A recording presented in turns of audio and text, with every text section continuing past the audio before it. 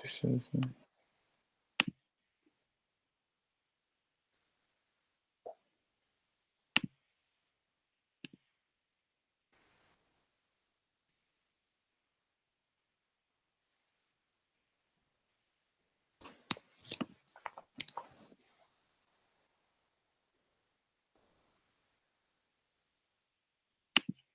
Hello?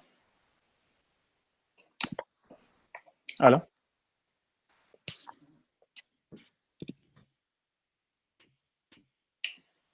Hello? Okay. Facebook is good. I mean, YouTube is good. Let me confirm. I think we're going live on Facebook right now, inshallah. Okay.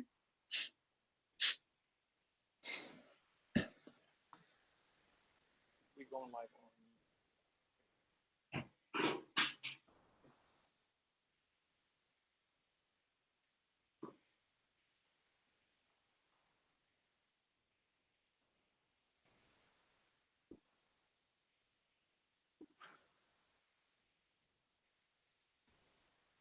Hello?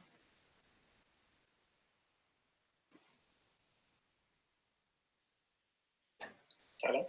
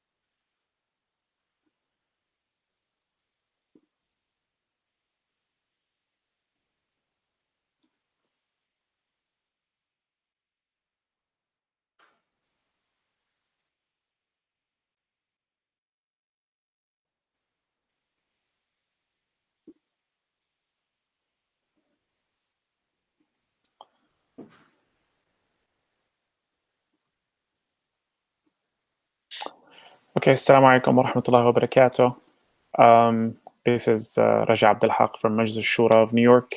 We're really pleased to have Professor Hafsa with us. This is really a pleasure to have her with us on one of our first webinars that we're going to be doing on a monthly basis. And, you know, our focus is to really discuss topics and issues that are related to the Muslim community, especially in New York area, and issues that affect Muslims here in the West, but most importantly, of course, in New York.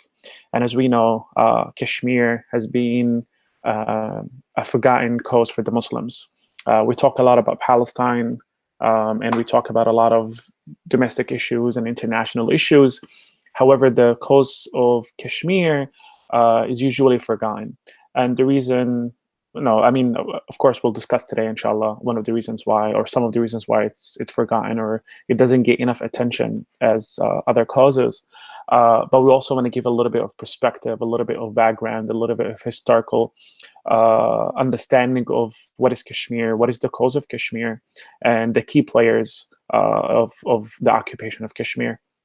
And of course, we have an amazing speaker and professor, Professor Hafsa Kanjwal, who's one of the the people I really look up to when it comes to analysis, specifically when it comes to American Islam and issues that are related to Muslims in the West.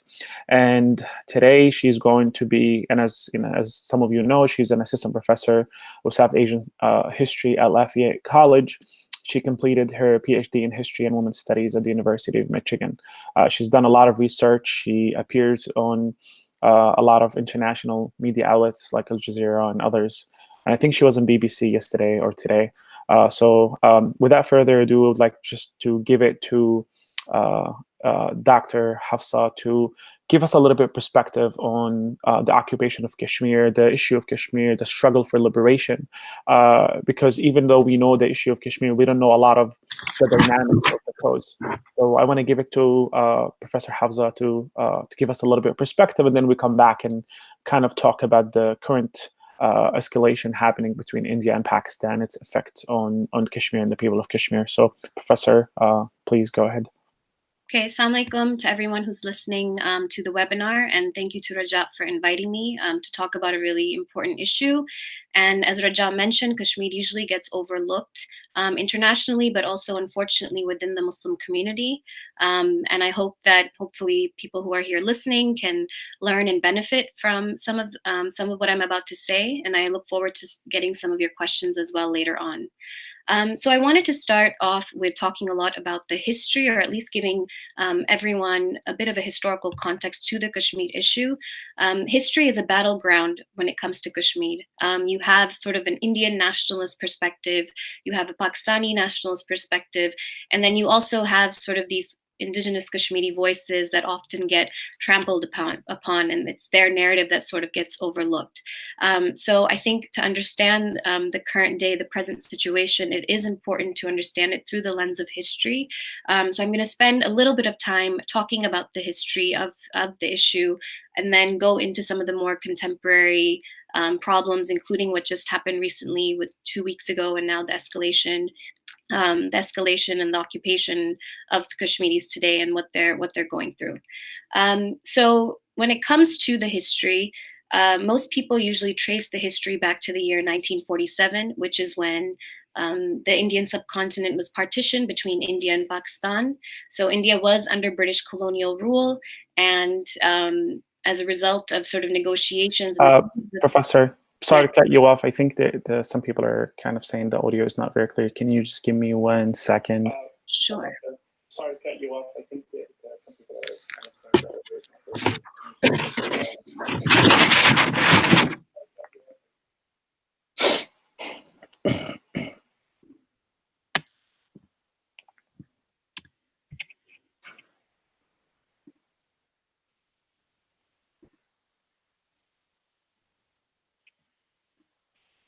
Do you have a microphone that you can use? I think that might be the problem. I mean, a headphone. A headphone. Okay, let's see. Because I think your voice is a little bit too far. Okay. Should I try speaking closer? Would that work? If you can't get, I mean, if that's the only thing, yeah, I guess. Okay. Is it easy to get a? Okay, let's just try now. Go ahead. Okay. Sorry about that. Okay, so when it comes to the history, basically 1947 is the year that's usually given for when all of this began with the partition of India. But I think when we foreground Kashmiri voices, one of the important things to consider is that the Kashmiri movement for self-determination or for better rights actually begins much earlier. It begins in the year 1931. And this is when Kashmir is under the rule of the Dogras. It's a Muslim majority region under the Dogras. And the Dogras were a Hindu majority from the region of Jammu. And they are quite suppressive towards Kashmir's Muslim majority population. And most of the Muslims are peasants. They're not able to get educated. Only 1% of Kashmiri Muslims in the year 1941 was literate. So there's a lot of poverty, a lot of oppression on this population. But what starts happening is that middle class slowly emerges of Kashmiri Muslims who get educated outside of Kashmir, come back and start a movement for better rights under the Dogras. So this begins in 1931, and the Dogras suppress it quite heavily. And basically, people are asking for better economic and educational opportunities. And eventually, they're sort of starting to think about more of an independent state that's ran by Kashmiris themselves. But what ends up happening is that as the negotiations are happening throughout the rest of the Indian subcontinent about the future of the region, Kashmir sort of gets mired into those discussions. And Kashmir is a unique space in the sense that most of the population is Hindu, but the ruler of the region, most of the population is Muslim, but the ruler of the region was Hindu.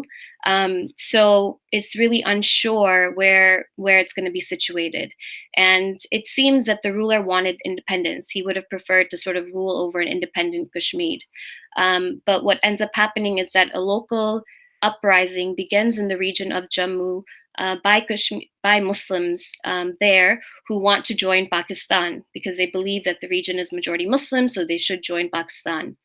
And the Maharaja crushes that uprising. And this is actually really important because this Jammu uprising gets completely overlooked in the history of Kashmir. Indian nationalists say that the whole issue started because tribals came from Pakistan to take over the region, but the movement actually begins quite indigenously amongst the people who live inside the region.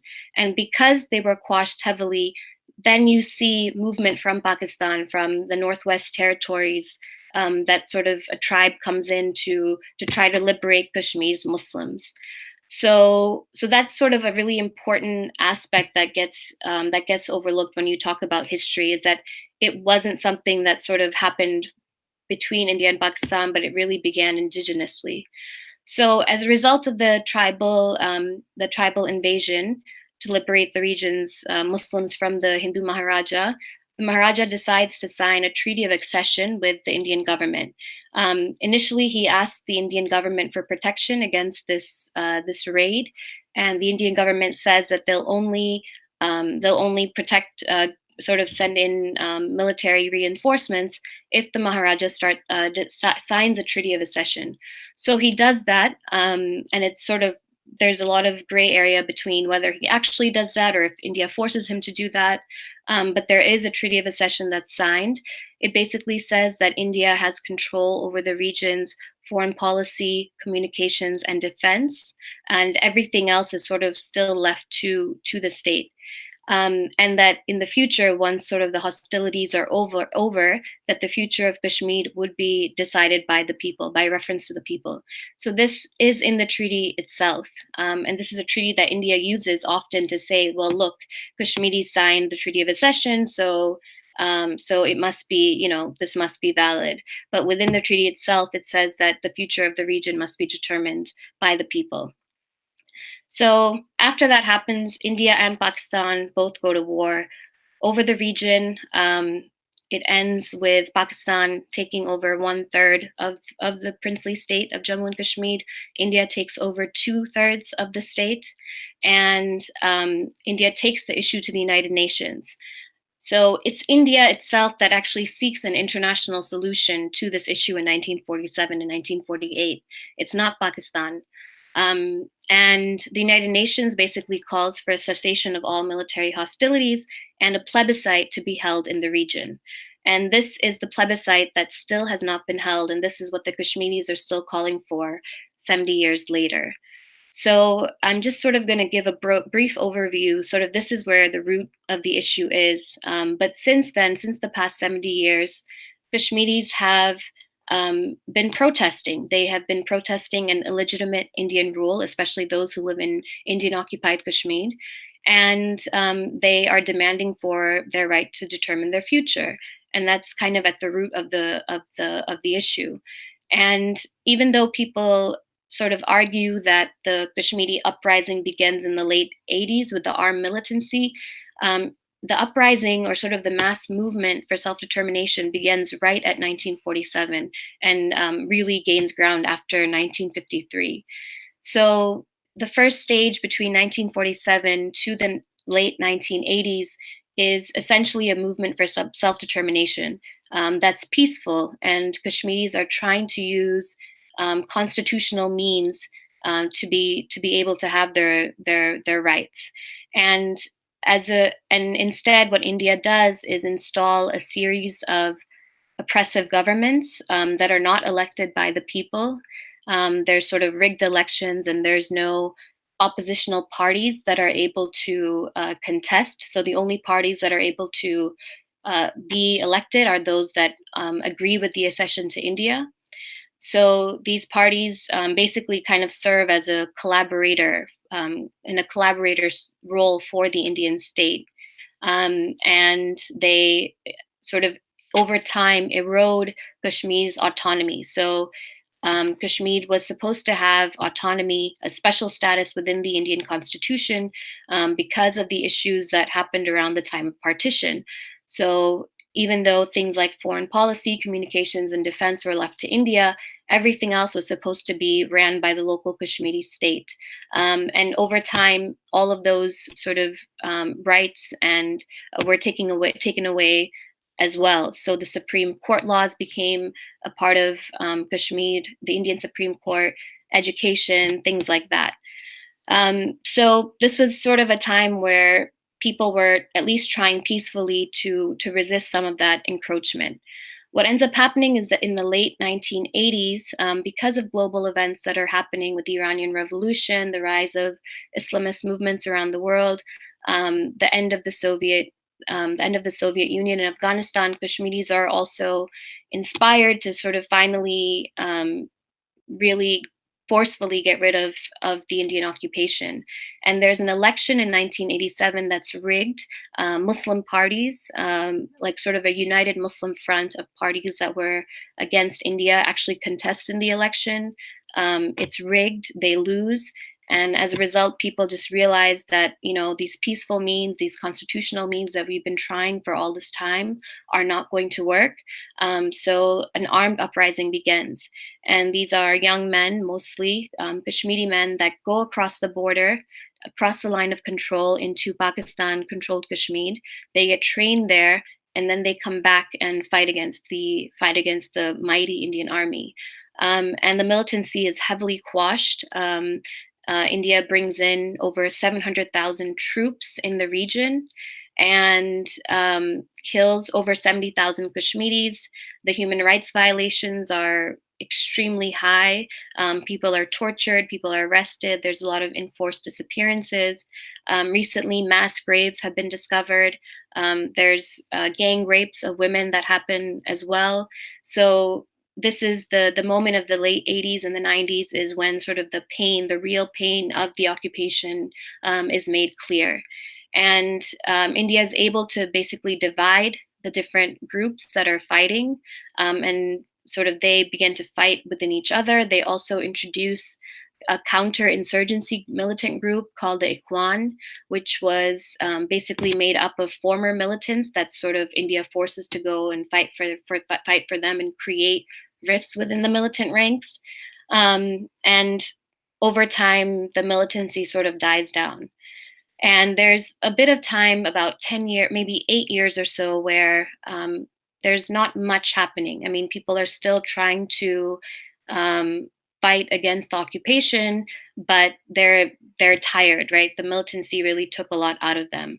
And then finally, in 2008 is when this generation of young people that basically lived and was born under the militancy starts to come of age, starts to learn about what's going on, and they begin the next phase of the movement. So this is in 2008, which is a mass, again, peaceful uprising against Indian rule. And these protests are so huge. At one point, I believe almost 1 million people are protesting. And India realizes that it can't allow Kashmiris to protest. So it clamps down on protests. There's curfews that happen, and it fires live ammunition, pellets into crowds, killing people. When there's funerals of people who've been killed, the forces fire again into funerals. So it just becomes an endless cycle of violence and pain. And that's really kind of where we are situated today. And the movement sort of especially gained a lot of traction after 2016, when one of the militant commanders of one of the Kashmiri militant groups, Burhan Wani, was killed. And he was a local Kashmiri. He was a young boy. He joined the militancy when he was 15. And it's because he saw sort of the pain and suffering around him, and he faced abuse from the Indian soldiers that are in Kashmir. And he was able to avoid being killed for around 6 years. So he gained a bit of notoriety in the region. And when he was killed, there were hundreds and thousands of people that went to his funeral. And it was again a shock for India to see that there was so much support of these militants, and of people who were fighting against India. So repression has been just even worse since then. And India continues to use these pellet guns. Some of you have seen pictures, young kids, essentially teenagers, who have been hit above the waist, right? So the Indian soldiers don't target below the waist, they target above the waist, usually getting people's faces and their eyes. So since 2016, around 1,500, maybe more, people have been blinded. And the violence and repression is sort of ongoing for this generation.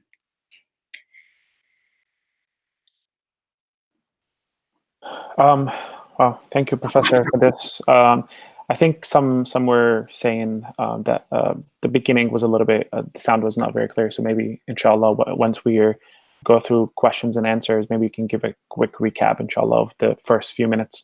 But you know, I mean, everything you mentioned, specifically when it comes to counterinsurgency and the actual strategies to curb down or to shut down the resistance or shut down people's struggle for liberation is kind of very similar to how it is in Palestine. I do remember specifically when it comes to Shahid Wani when he was killed a few years ago, kind of reminds me of the Second Intifada when I was back home. You have these local young guys who are resisting Israeli occupation, and you know, Israeli occupation starts running campaigns to assassinate them, and then the people go out in waves to commemorate and mourn this loss. So kind of a similar experience or history that we witness in Palestine. It's something very similar. And before we even get to the current escalation between India and Pakistan and its effect on the people of Kashmir, can you talk a little bit more about the kind of similarities between counterinsurgencies in that Western colonial powers have been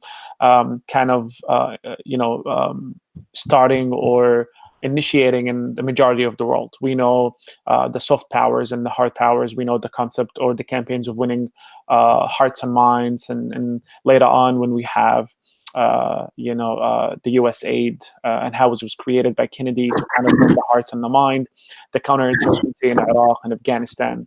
And of course, we know that this is ongoing in Palestine, and of course, it happened in Algeria and different regions of the world. Can you kind of talk about it and talk about how India, if that's the argument, has learned something from Western powers in terms of how to curb down any local dissent against oppression or colonialism? Yeah, I mean, so one of the interesting things that's, of course, you mentioned Palestine. India and Israel actually have very close ties. There's just an article yesterday that came out in Middle East Eye that talks about how they're oppressors in arms. So Israel actually sends or sells a lot of counterinsurgency weaponry and arms to India. India continuously buys and makes defense deals with Israel. The two also have sort of collaborated on doing joint exercises between their forces. So there is sort of this relationship that exists between these colonial powers, India being one of them, in how they approach the regions that they're ruling over. And of course, one thing that's really important to understand is that India has been able to utilize the discourse of the war on terror, as have the Israelis, to basically paint the Kashmiris as fundamentalists or radical jihadists. And that is the one thing that they're really able to make the most of. So any sort of history, any legitimate grievances that the Kashmiri people have, all of that just gets completely overruled as soon as you bring up this Islamic jihadist element. And that's when a lot of other countries kind of back away, and they don't really know how to deal with it or what to make of it. So rhetorically, this is obviously a very strong counterinsurgency strategy. Other than that, India has been able to use discourses of a development locally to kind of try to create this narrative on the ground that the issue of Kashmir is not a political issue, but it's one of economic development, it's one of human rights, it's one of, the people just want jobs and things like that. So every time something erupts, the Indian government comes in and says, well, we're going to give Kashmir like $8 million economic package because all of these boys that are protesting, they're unemployed, they're vagrants, they have nothing else to do. So they're not able to see that these people who are actually putting their lives on the line are not doing so because they're unemployed. It's because they have a strong political sentiment. But because of this development discourse that is used, and again, these strategies of winning hearts and minds in different ways, they kind of create these rifts in society and put together this class, right? A collaborator class that serves their interests. So one of the biggest things that India has been able to do is not necessarily use military strategy, but actually use strategies of co-option. And they're really particularly trying to target young Kashmiri people, young Kashmiri youth right now, by painting this picture of, listen, this is all that you can have if you're with us. You might not be able to get your political rights, but you have everything else. So why are you fighting? And unfortunately, in every society, you have people who are weak, who don't have the kind of political consciousness that is needed. So there are people who succumb to it. And I think that's one of the saddest things that we were facing as Kashmiris, is that you would wish that there was really a strong, united front and not people who would kind of give in. And this is kind of, again, talking about the Kashmiri leadership, the National Conference, and the politicians of the PDP, who are essentially pro-Indian parties. And kind of cater to that narrative. Subhanallah, I mean, when you discuss the counterinsurgency project and how it unfolds itself, how it renders itself in Kashmir, I literally just think of, it's like if you didn't say Kashmir, I would think you're literally talking about Palestine or talking about Iraq and Afghanistan and even Vietnam. I mean, it's the same strategy, same processes to make people collaborate, to kind of destroy the social fabric in the society, to destroy the society at large, to destroy it, to make it very vulnerable, to normalize the concept of occupation and take it as a reality rather than something that needs to be resisted. Now, going to what's going on right now, and we know there's a sense of urgency to what's happening in between India and Pakistan, and its kind of effect or impact on the Kashmir people and the Kashmir cause. Can you shed some light in terms of how does this kind of issues that are happening right now, this escalation happening on the borders, how does that affect Kashmir from a historical perspective, specifically not just the cause itself, but actually the day-to-day issues that Kashmir people are facing? Mm-hmm. Yeah, so last year, 2018, was actually the most bloody year in Kashmir since the mass movement that I spoke about earlier began in 2008. So almost 600 people, civilians, rebels, and Indian soldiers were killed. And in the past 3 years, since 2016, since Burhan Wani was killed, over 1,000 people have been killed. So these are pretty staggering numbers that really don't make the international news. When there's massacres of Kashmiri civilians, when 18-month-old Kashmiri babies are being blinded by Indian pellet guns, the international community is pretty quiet. The only time, and it's really it's really frustrating to watch. The only time Kashmir makes the news is when there is this tension between India and Pakistan, or when things are able to escalate between the two countries. And it's not even Kashmir that makes the news. It's just India and Pakistan and the threat of nuclear war that makes the news. So it's been really interesting to see, because I follow every day what's been happening in Kashmir, all of last year. And there was nothing, but only now, every single newspaper in the West has some, hot take on what's going to happen, with India, what's Pakistan going to do, should India go to war, all of this.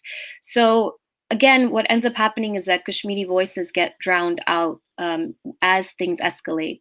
And I've mentioned earlier that when it comes to this talk of war, there already is a war. The status quo in Kashmir is a war. It's a brutal military occupation. So when you have all of these Pakistanis and Indians rightly saying no to war, they also should take into account that it also should mean no to a military occupation, which they're not, unfortunately, doing. So life in Kashmir in these moments gets extremely repressive, because you have these clashes that are happening between India and Pakistan. You have cross-border shellings that happen at the line of control itself, which is where Kashmiris from both the Indian and the Pakistani side live, and they live in so much fear.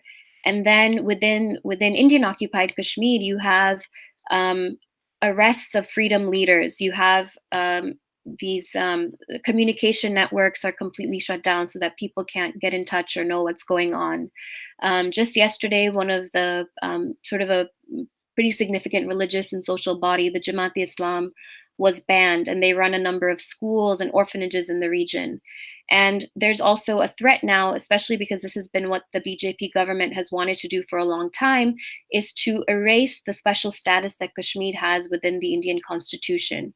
And this is called Article 370 or Article 35A. And it basically, one of the important things is that it doesn't allow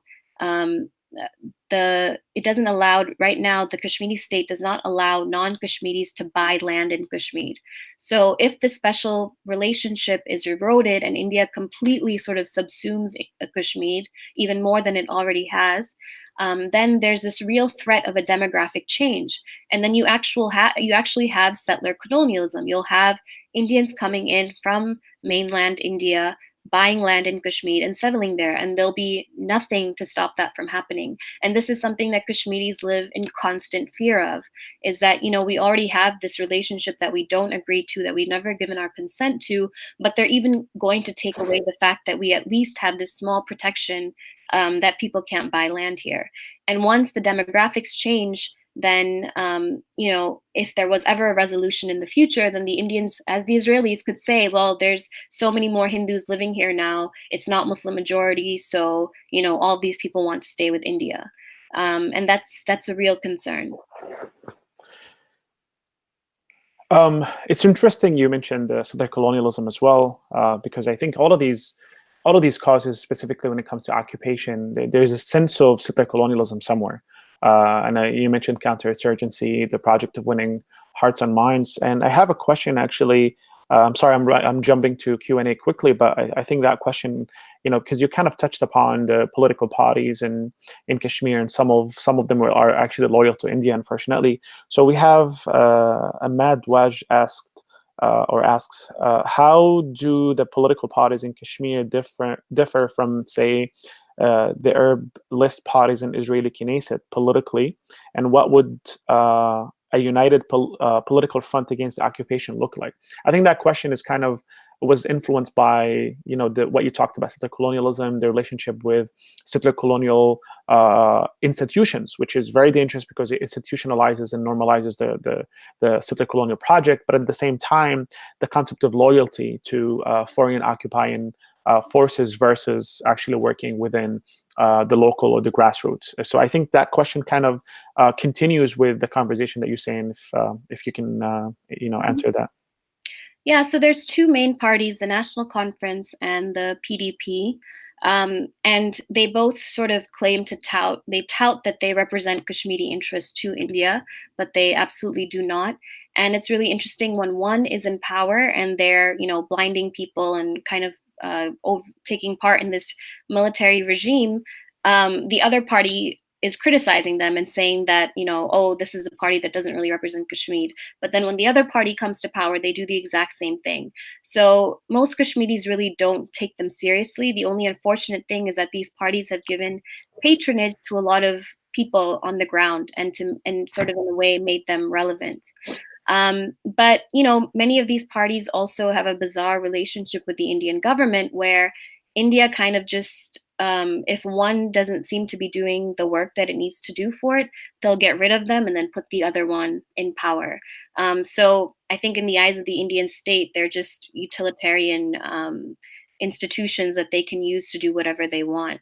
And I think in terms of there is Kashmiri representation within the Indian parliament, within the legislature. There are Kashmiri MLAs, but of course they all have to tout the pro-India line. Parallel to these parties, these two pro-Indian parties, there is pro-freedom parties, or what wrongly the Indian state calls separatist parties.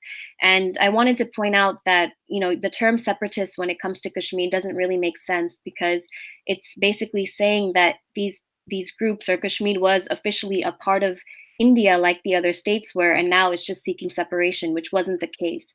Kashmir's relationship to India was always contested, so people never really gave their consent to be called separatist in the first place.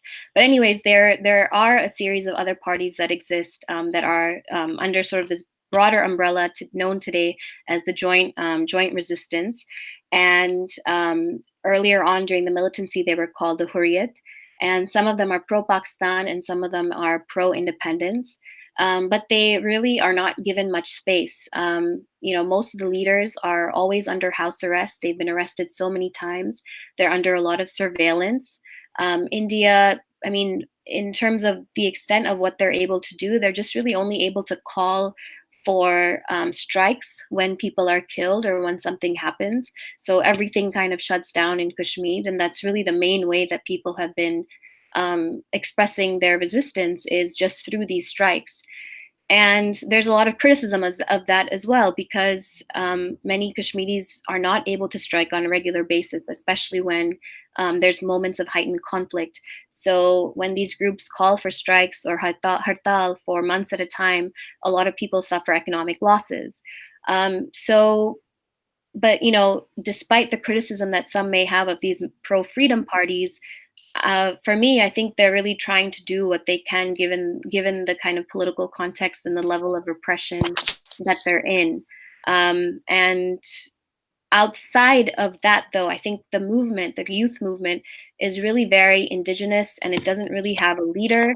Young people aren't necessarily tied down to one group or another, and they're just really just aspiring for freedom and calling for freedom.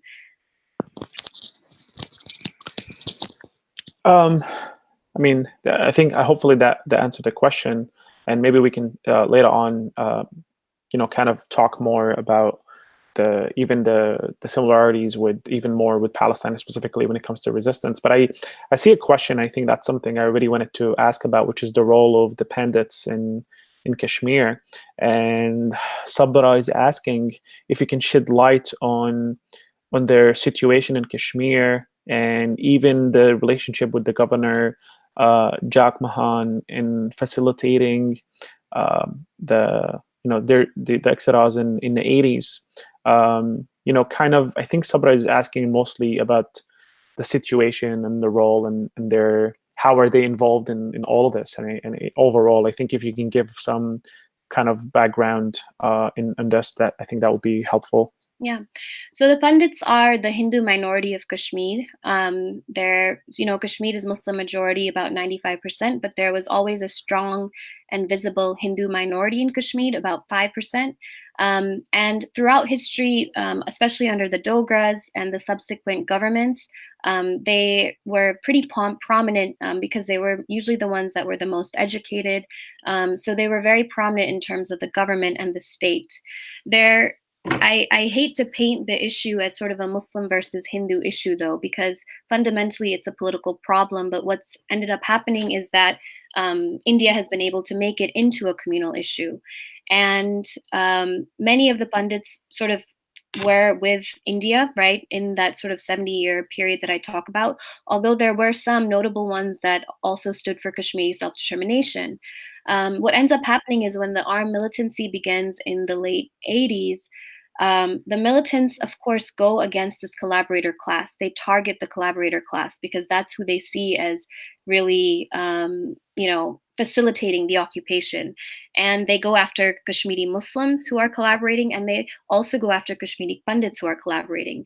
And the statistics are a bit unclear, but even government sources say that around 250 or so Kashmiri Pundits were killed in that time. But of course, there were also a number of Kashmiri Muslims that were killed. What unfortunately ended up happening is that because of sort of the rise of Islamist sentiment, the rise of more of like a stronger sense of a Muslim identity, is that pundits began to feel insecure about their future in Kashmir. And there was an element of fear that was, probably justified on their end. But what happened is that the Indian government was able to sort of use that fear to create this division between the two communities.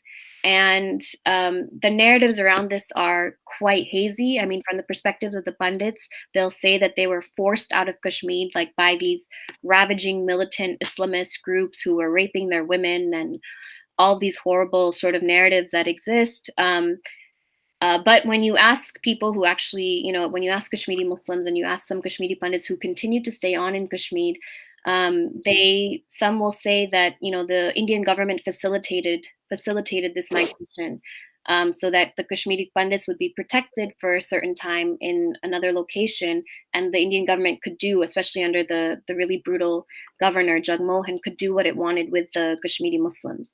So there's a lot of haziness around this question, but I think it's important to kind of understand that India used this moment to create a significant political rift between the two communities, and Kashmiri Pundits then had to live in camps in Jammu and other parts of India.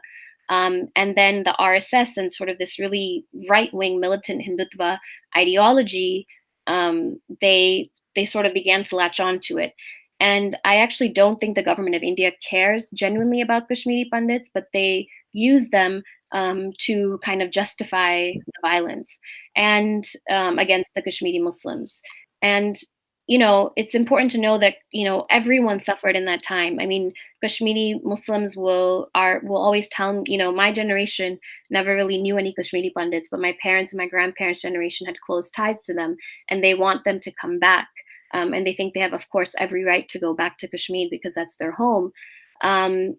But at the same time, India is kind of playing these games between the two communities, which I think is really problematic. I think this is exactly what you said, and it's really ironic because before any foreign occupation, these people lived together for ages in peace. Neighbors lived together, they married from each other sometimes, and they worked together. Same situation in Iraq when we discuss Christians and Muslims and Shi'i and Sunni. They lived together for ages. It's only when foreign occupations came to these lands that this rift in society started happening. And as you mentioned, and you mentioned that earlier, I think for the most part, it's instigating by foreign colonial powers to, find the way or to justify the violence that is being inflicted on a majority of the people, very similar to war and terror and all these campaigns. And it's really unfortunate, as we mentioned earlier, that majority of these colonial powers are kind of learning from the same archive. They're kind of repeating same exact strategies, almost with a little bit of difference, from one area to another. Yes, sorry, could I add something to that? Sure. There's this thing that happens when it comes to Kashmir called whataboutery, and it happens with Palestine as well. And anytime a Kashmiri talks about the occupation, the first thing that gets brought up is, what about the Kashmiri Pundits? And of course, it's important to acknowledge the pain and the suffering that they went through, but it's also important to acknowledge that 70,000 Kashmiri Muslims were killed, right, and kind of continue to live under this occupation. But people are not really interested in having that nuanced perspective. So.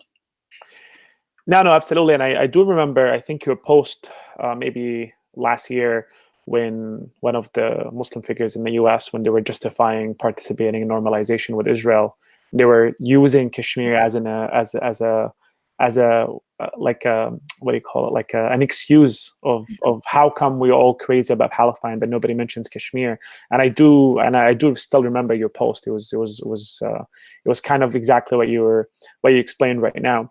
Now, when it comes to talking about the religious instigations, or this religious rift that happens in these occupied territories most of the time, there is usually this kind of binary or dichotomy when it comes to Kashmir. Either some people say, well, this belongs to India, and of course that's the people who are justifying the occupation of Kashmir, and the other forces or other parties are saying, well, it needs to just merge with Pakistan. At least that's something that will be able to facilitate the protection of Muslims in Kashmir, or just the indigenous people of Kashmir.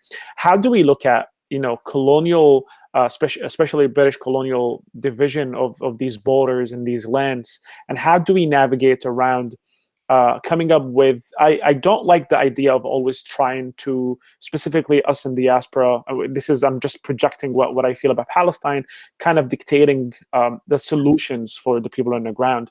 But you, as not only just as a Kashmiri, but as a researcher, how do we navigate the issue of how these three countries were divided because of British colonialism, and how do we kind of come up with a sound approach to how we talk about Kashmir without always having to go with the binary of India versus Pakistan? Mhm. Yeah, I think that's a really important question. I think that's something that a lot of Kashmiris are thinking through. One of the first points that I wanted to make in addressing this question is that in some ways we kind of have to think beyond the nation state. The nation state has been the most violent, the most repressive institution, really, in the past couple of centuries. And because it hinges on this idea of like one community that belongs to this larger nation, there are groups and minorities and people that exist in the nation that aren't really a part of that project. And I think then when you think about this question of India versus Pakistan, Hindu versus Muslim, it's not so easy. The binaries are not so easy. So while there does exist a strong sentiment for Pakistan in Kashmir, I think it's hard to sort of pinpoint whether that sentiment is just because Pakistan represents the anti-India, right? So, when Kashmiris cheer for the Pakistani cricket team, or when Pakistan wins and they're so happy, is it like because they're expressing an anti-Indian sentiment, or is it because they actually do want to become a part of Pakistan? And there's really no political space that's given when you have both countries, I mean, one much more than the other, but both countries kind of interfering, poking here and there. Kashmiris don't have that political space to have honest conversations about what their future should look like. Everything is happening in the context of intense repression and violence. And, at the time of partition, of course, the only options that could have been available as a result of the plebiscite were India and Pakistan. But now, since the 70s, there's been an increasing sense for independence, and not an independence that's sort of like this very hyper Kashmiri nationalist independence, but one that has good relations with both countries. People kind of always imagine Kashmir to be a Switzerland of the East. And I would just say that there needs to be a space that's given to people to decide what they want their future to look like, but it has to be done without any pressure from all parties. And people should be able to sort of have the right to express themselves and their ideas, and then Kashmiris can decide for themselves what makes the most sense for them.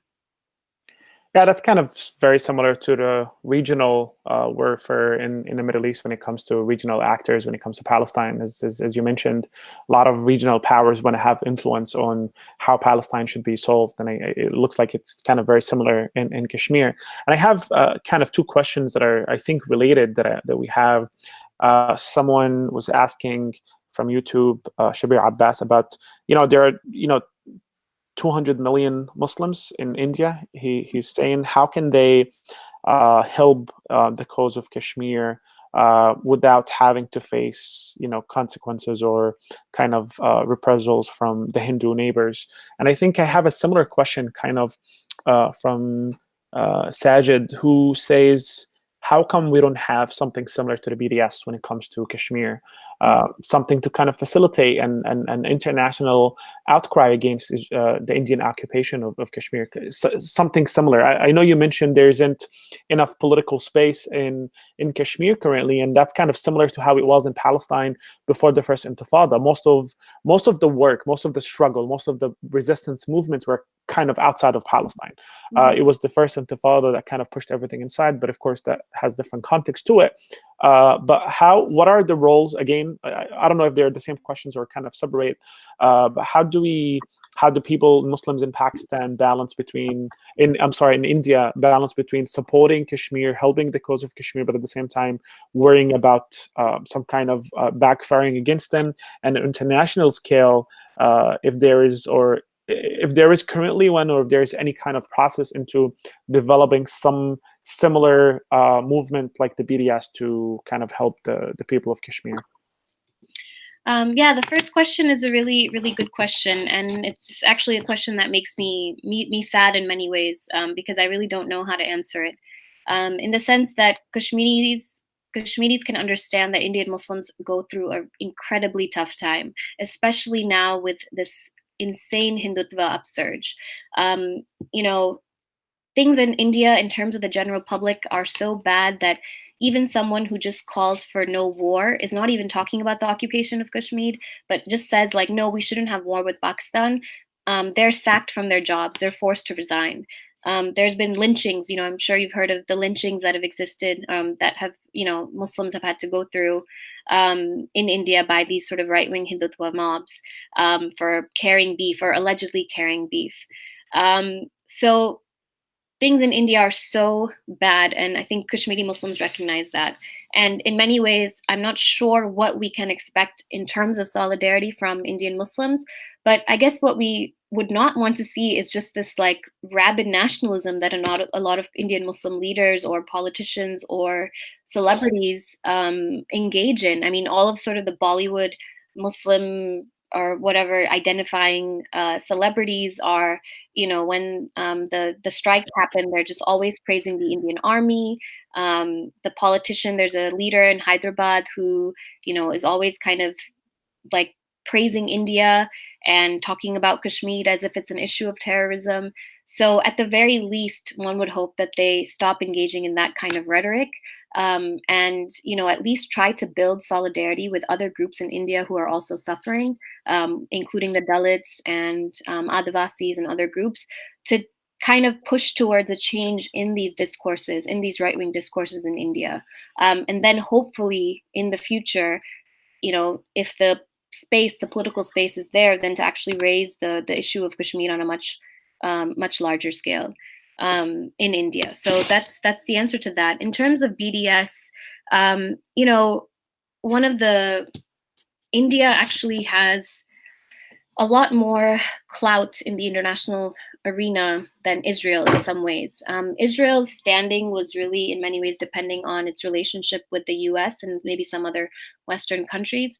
But India has close ties with many, many countries in the West, also in Muslim majority countries as well, because it's seen as this kind of economic hub and a economic opportunity, and countries want to have close business ties with it. So a movement like BDS would be amazing to have for Kashmir, but it's going to be very difficult in many ways, just because economically India is so much stronger and has its hand in so many different places. But there's also seems to be, there's the Kashmiri diaspora has not been as politically mobilized as the Palestinian diaspora. And I think that's slowly changing. Much of the diaspora initially, at least the ones that were outside of Pakistan, for example, there were a number of Kashmiris that were exiled to Pakistan. They're the ones that actually ended up creating or thinking through this independence movement in the 70s. But the ones that went to the UK, the ones that went to the US in the 70s and the 80s, they came from largely, especially in the US, from elite families. So their interests might have not necessarily been in the situation in Kashmir. That's slowly changing as more and more Kashmiris are leaving to study and their political ideologies are very different. And I think, hopefully we'll see more mobilization. But it's so hard to get people to think about India as an occupier, and it's less hard to get people to think of Israel as an occupier. For India, the image is still that it's this land of Gandhi, yoga, curry, Bollywood. If you show or talk about India in the ways that Kashmiris have lived and experienced, I think people just really wouldn't know what to do with it because India has such a strong soft power internationally. And I think Modi's government is slowly kind of changing that. But then economic interests also play a role. So no matter how volatile or how extreme India becomes, these economic interests hold sway over everything else. So that kind of answers also the question of how does India get away with what it does in Kashmir, right? Mm-hmm. Yeah. Okay, and I don't. I mean, most of the questions that I'm receiving are kind of similar to what we touched upon already.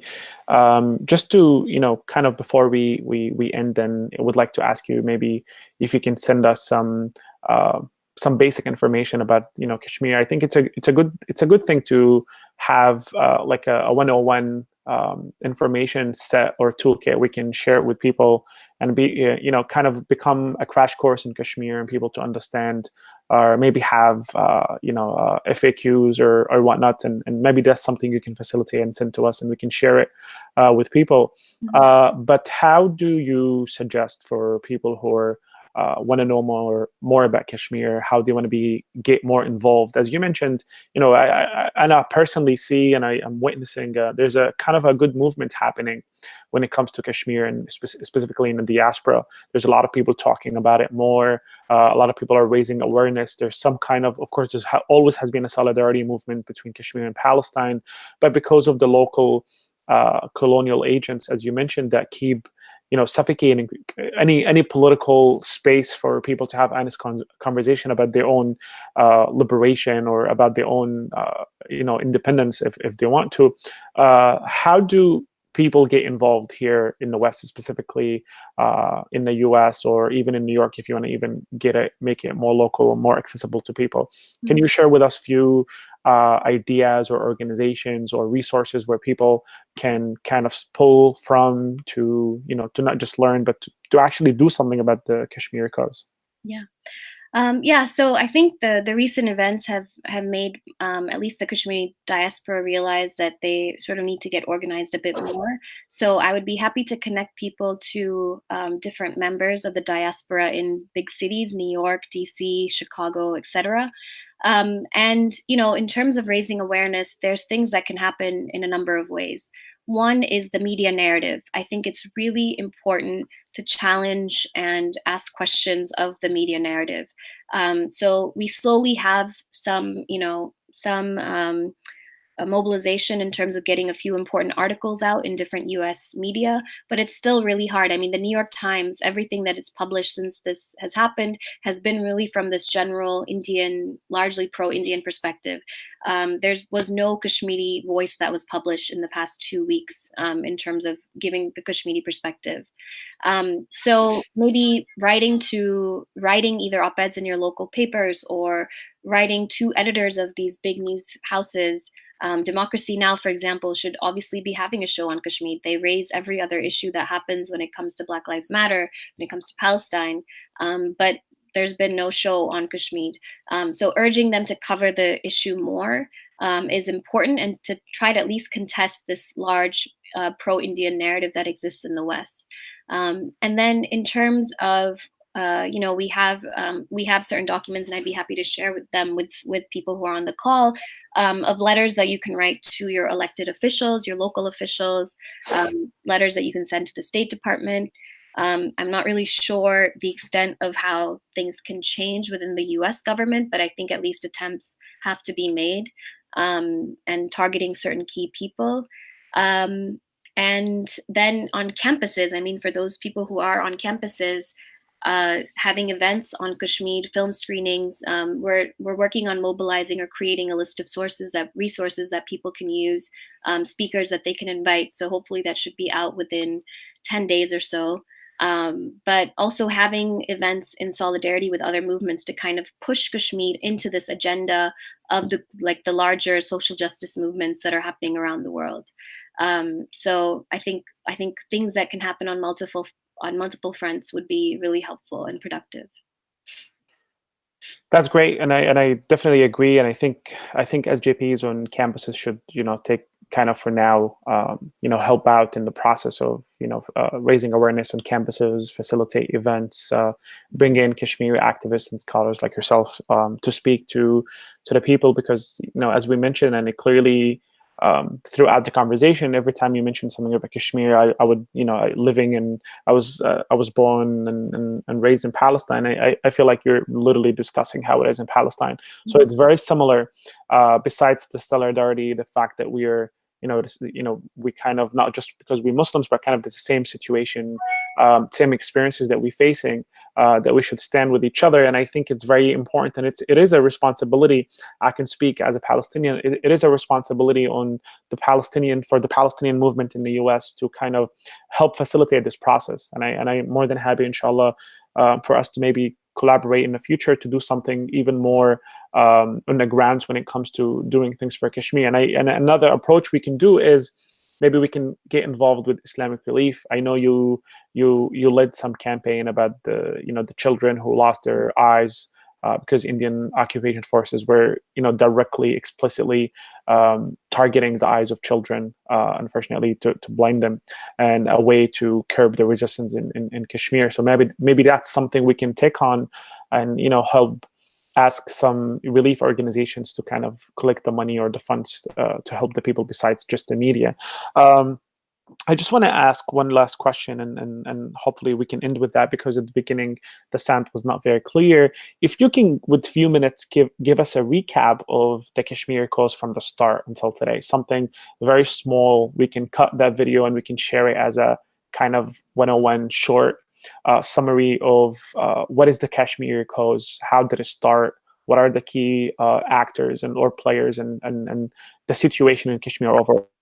And that kind of can cover the first few minutes that we had some technical difficulties, where people can grasp the real issue that we are discussing today. Okay, sure. So as I'd mentioned earlier, most people situate the Kashmir issue as dating back to 1947, which is when there was a partition between India and Pakistan, with the Muslim majority regions going to Pakistan and the Hindu majority regions going to India.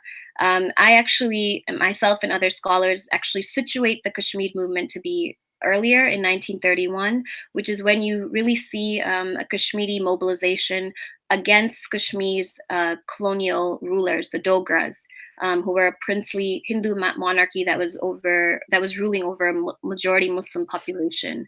And Muslim Kashmiris were heavily suppressed under the Dogras. They were not educated. They weren't able to get employment. Most of them were, living under sheer poverty. But finally, sort of this middle class emerges, gets educated, and starts to advocate on their behalf for better education, better economic rights, and eventually sort of trying to envision a state for Kashmiris themselves. But what ends up happening is that movement then kind of pushes against what's happening at the time of partition. And Kashmiris are sort of forced to think of their political future within these two binaries of India and Pakistan. And probably most people at that time, because Kashmir was majority Muslim, would have gone to Pakistan. But there is this relationship between some of the Kashmiri nationalist leaders with the Indian National Congress. So they are kind of veering more towards India. And in the region of Jammu, which is part of the Kashmir state, there was an uprising against the Dogra Maharaja because the people wanted to join Pakistan. And the Maharaja heavily quashed that uprising, estimates from 150,000 to 200,000 Muslims were killed. This is an uprising, the general uprising, that doesn't get any play when you talk about the history of Kashmir, because people usually say that it all started when Pakistani tribals came from, northwest Pakistan, and tried to invade Kashmir, but that's not the case. The movement was always an indigenous movement. But as a result of the Maharaja sort of brutally quashing this uprising, the tribals from Pakistan did come to try to sort of liberate Kashmir from these Dogra rulers. The Maharaja asked the Indian government for military assistance. The Indian government said that it would only do that as long as the Maharaja signed a treaty of accession. So he does that, and there's sort of a big question about whether he was forced to, whether he wanted to, but ultimately this treaty was signed, and it gives India the power over Kashmir's communications, defense, and foreign affairs. And it also says, and this is really important, that Kashmir, the future of the region would be decided by reference to the people. And India and Pakistan then go to war. Pakistan ends up with 1/3 of the region. India has 2/3 of the region and takes the issue to the United Nations. So from the beginning, India itself internationalized the issue in an international forum, even though today it says that it's India's own internal matter that the international community has no say over. But the UN basically said that once there was a cessation of hostilities, that there should be a plebiscite that should be held in the region.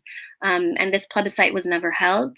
And that remains the core and the crux of the issue, is that despite for the past 70 years, Kashmiris fighting both peacefully and then later in the 80s, an armed uprising, demanding a right to self-determination and for the plebiscite, this hasn't happened. So, it's really important that we situate the context, the history of the Kashmir movement in its historical context, because that's how the Kashmiris themselves see it. This is how they envision their identity and their history.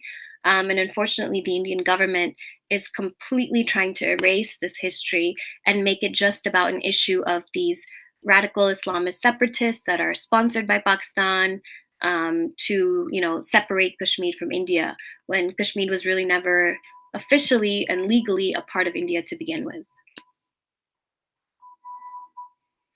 Thank you so much, Professor. Really appreciate you taking the time to discuss this important issue. And I want to thank you again for all of this background or context that you brought to the table, and for even discussing the current escalations happening between India and Pakistan, its effect on Kashmir, the Kashmir struggle, the cause, and the Kashmiri people. And I want to thank our, the audience who joined us today and for asking the questions.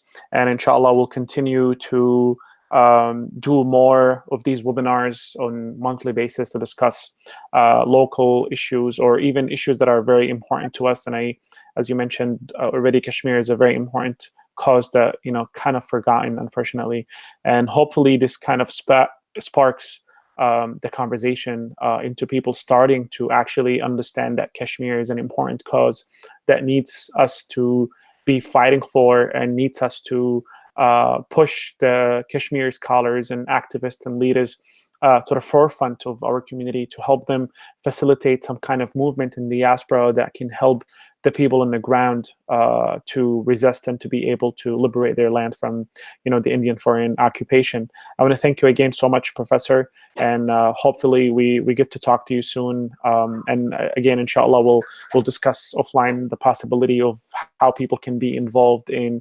the upcoming movement for the liberation of Kashmir. So thank you so much again, and thank you so much for the people who joined us today, and we'll talk to you soon, inshallah. Assalamu alaikum wa rahmatullahi wa barakatuh. Assalamu alaikum. Thank you so much. Thank you, Professor. Assalamu alaikum.